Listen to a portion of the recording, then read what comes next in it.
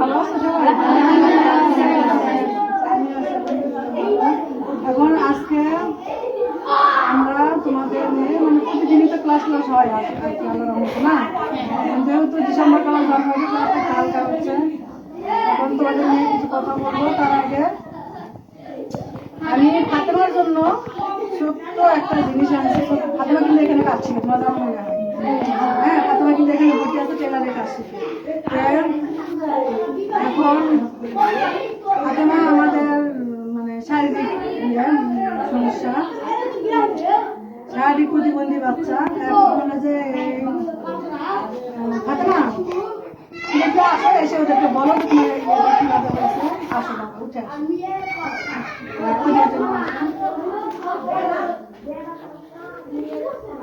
আচ্ছা। এখন ফাতেমা এখানে এখানে ইয়ে করো। ফাতেমা কি একজন জায়গা ছেড়ে দাও। এখন দেখো, ফাতেমা জীবনে একটা দুর্ঘটনা ঘটে গেছে অনেকদিন আগেই, না প্রায় কত বছর হচ্ছে ফাতেমা? 10-15 বছর না? কত বছর বয়স ছিল তখন? তুমি কিসে পড়ো? আচ্ছা, আমার এদেরকে যে তোমার তো এগুলো সহপাঠী, ছোট হলেও সহপাঠী এখানকার, তাই না? তাহলে এদের কাছে একটু বলো, আমি একটু শুনি কিভাবে মানে তোমার ইয়ে হলো দুর্ঘটনাটা। নানির বাসায় বেড়াতে গিয়েছিলাম, পায়ের শোনো শোনো শোনো, দাও ওখানে ওই কথাটা শোনো। বাসায় গিয়েছিলাম, পায়ের পাতে একটা চুলকানি বের হয়েছিল। ওটা থেকে গায়ে জ্বর, মাথা ব্যথা প্রচন্ড। তো আমার আম্মু করছে কি, চলো নিয়ে যাই। নিয়ে যাওয়ার সঙ্গে সঙ্গে একটা ইঞ্জেকশন করছে। বাড়িতে আমি কিন্তু হেঁটে যেতে পারি নাই। পরে সম্পূর্ণ পা রাতের মধ্যে একবারে রক্তগুলা কালো হয়ে গেছে। তারপরের দিন বাসাতে নিয়ে আসলো আমার আব্বু, নিয়ে আসে রংপুর নিয়ে গেছে, বলছে ওখানে নিয়ে যাওয়ার সঙ্গে সঙ্গে বলছে যে পা কাটা লাগবে। ওখান থেকে আব্বু চলে নিয়ে পাড়ে নিয়ে আসছে বাসায়। নিয়ে আসার পর আব্বু বলছে একটা রাতের আমার পা কাটা লাগবে, এটা কোনো কথা। ইঞ্জেকশনটা ডেট পার হয়ে গেছে, বিশাল দেওয়ার সঙ্গে সঙ্গে একবারে আমি হারিয়ে যাবো, আমার সেই শক্তি আর হয় না। মানে চুলার মধ্যে পা ঢুকে রেখে চাল দিচ্ছি ভিতরে, মানে যতক্ষণ পানি ঢালে পায় ততক্ষণ আরাম পাই, যতক্ষণ পানি ঢালে ততক্ষণ আরাম পাই। যখন বন্ধ করে পানি ঢালা, মানে পায়ের ভিতরে আবার জ্বালা পোড়া শুরু হয়ে গেছে। পরে লাস্টে কি করলাম, ওখানে বলতেছে পা কাটা লাগবে। লাস্টে ওখানে রাতে বসলো ডাক্তার, নাক নাকে দিয়ে পা সঙ্গে বলতেছে পা এখনই কাটা লাগবে, বুক পর্যন্ত গেলে ওকে আর বাঁচানো যাবে। লাস্টে পরে ওখানে নিয়ে যায়। পা কাটার পর প্রথমে গিরা থেকে দিছিল, বাড়িতে দিচ্ছে ঢাকা মেডিকেলে, জয়পুর সদরে, ওখানে কাটছিল। গিরা থেকে দিছে, গির ব্যান্ডেজ করছে, ফির ব্যান্ডেজ ভিজে ভিজে ওটা যেখানে ইঞ্জেকশন করছে ওখান থেকে বাদ দিয়ে লাগছে। মানে ওই যে ভুল চিকিৎসা। হ্যাঁ, ভুল চিকিৎসা। মানে ইঞ্জেকশন কোথায় ভুল চিকিৎসা? ডাক্তার কোথায়? কোন ডাক্তার? ডাক্তার নাম কি? হচ্ছে আমার নাম আটাপাড়া। আটাপাড়া ডাক্তার। ডাক্তার আর কি বাজারে বসছিল। দেখো, একটা ভুল ট্রিটমেন্টের বাজারের লোকেরা দেখে তো ওকে হাতে ছিঁড়ে মারবে, এই অবস্থা। আমার আব্বু বলছে মানুষ মাত্র ভুল, ওকে যদি ওই জন্য সার্টিফিকেট ছাড়া এই যে ডাক্তারি, অনেকে হাতুড়ি চিকিৎসা করে না, ডাক্তারি ছাড়া মানে তোমার সার্টিফিকেট ছাড়া, লেখাপড়া ছাড়া কোনো দাম আছে? দেখো, এটা ভুল চিকিৎসা, মেয়েটা লাইফ টাইম। এমন হয়েছিল পায়ের আমার নগের বেন্ডিতে সাদা সাদা পোকা হয়েছিল, কাশি দিয়ে ঘোটালেও কিছুই মনে হয় না, এমনই হয়েছিল আমার পায়ের অবস্থা। তারপরও রংপুরে প্রথমে যদি ওই জায়গাতে ইয়া করতো, ওরা উপরকার মানুষগুলো চাষে ফেলে দিত, প্লাস্টিক সার্জারি করে দিত। আব্বু ওখান থেকে পালে নিয়ে আসে। বাবা মা তো মানে ভয় পাইছে যে আমার বাচ্চা কাটবো না, কাটাকাটির কথা শুনতে ভয়। আচ্ছা যাক, এখন এই ফাতেমা তো শুনলা তোমরা, হ্যাঁ? এখন তাহলে ওই যে তোমার তো পা লাগাইছিল মনে হয় ঢাকা মেডিকেলে, না কোথায় জানি পা লাগাইছিল না? শুনলাম সাভারে লাইনে আসছি, ওই যে সাভারে 2 লাখ টাকা নিছে, কিন্তু ওইটা সুবিধা মনে হয় না। শুট করতেছে, ছোট থেকে যে ব্যবহার করছি এটার মায়া থাকতে পারে।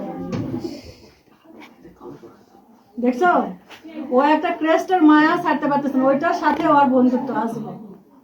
এটা আমার কাছে ইজি মনে হয়, এটা ইজি মনে হয়। এই ক্রেস্ট, হ্যাঁ, এইটাই ওর কাছে ইজি।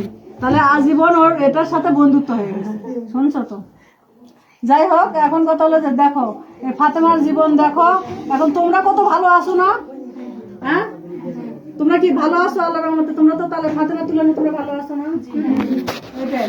এখন ফাতেমা এখানে কাজ শিখছে, সেই জন্য যেহেতু ও হলে যে মানে পায়ে মেশিন চালাতে পারবে না, হ্যাঁ, পায়ে মেশিন চালানোর সমস্যা, তাহলে ওই জন্য ওকে মেশিন চালাবে, ওর মানে যেগুলো সেলাই প্রশিক্ষণ নিছে, তুমি তো সাবারও ট্রেনিং ইয়েতে উপজেলা ট্রেনিং করে আসছো তাই না? জীবনে ট্রেনিং করছো সেলাই প্রশিক্ষণ, ওটা তো নাম ইয়ে করো না, ট্রেনিং করতে পারো না। আমার এখানে যেটা হলো, এখান থেকে যেটা উপজেলায় করলাম বলেনি। আচ্ছা যাই হোক, নেক্সট আসলে করাবো। আর এখানে তো করতেইছো, বিভিন্ন জায়গায় ট্রেনিং আসলে করবে, অসুবিধা নেই। উঠের বইটা এইগুলো তো ছিল, তোর তো আবার আসলে। আচ্ছা, তাহলে এখন হলে তুমি যেহেতু প্রশিক্ষণ নিছো এখানে এবং নক্ষত্র থেকে প্রশিক্ষণ নিছে, এখন ওর সেলাইয়ের কাজ ইয়ে হচ্ছে না, মানে একটু সুবিধা করার জন্য, যেহেতু পা দিয়ে তো বেশি চালাতে পারবে না। আর হ্যান্ড মেশিনে কিন্তু অনেক দেরি হয় না, হ্যান্ড মেশিনে অনেক দেরি হয়, যার জন্য ওর মানে কাজের সুবিধার্থে ওটা একটা চলাচল। তো এটা চলাচল না, প্রতিবন্ধী মানুষ এখন একটা কিছু করে খেতে গেলে একটা কিছু প্রয়োজন, তাহলে সেক্ষেত্রে ও যদি টেলারের কাজ শিখছে, টেলারের কাজ যদি করতে চায়, স্টুডেন্ট চাকরি বাকরি অবশ্যই একটা না একটা কিছু হবে, আল্লাহ দিলে আমরা সবাই চেষ্টা করবো। কিসে করতেছো মানে এখন তুমি?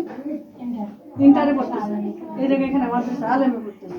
আচ্ছা, ওর পড়ালেখার পাশাপাশি ও টেলারের কাজটা শিখবে বা করবে, শিখছে এখন করবে, হ্যাঁ একটা কিছু করবে, আর নতুন উদ্যোক্তা হিসেবে উদ্যোক্তা হবে, একটা কিছু করবে। সবার মানে সবাই দোয়া থাকলে আমাদের আল্লাহর রহমতে।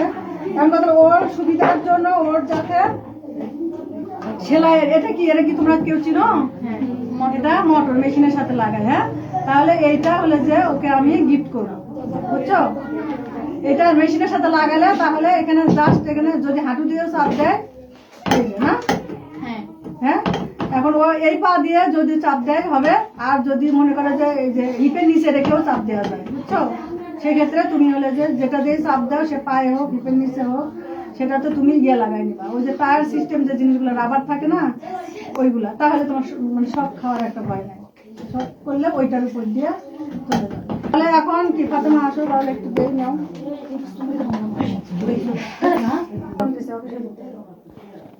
তাহলে কি এই যেটা দিলাম, এটা ওই ফাতেমার মোটামুটি একটা হেল্প হবে আর কি, কাজকর্ম সহজে। হ্যাঁ তাহলে তোমরা একটু কাজকর্ম শিখো, তোমরা যে যেটা প্রয়োজন অল্প বিস্তর করে আমি আমার জায়গা থেকে চেষ্টা করবো।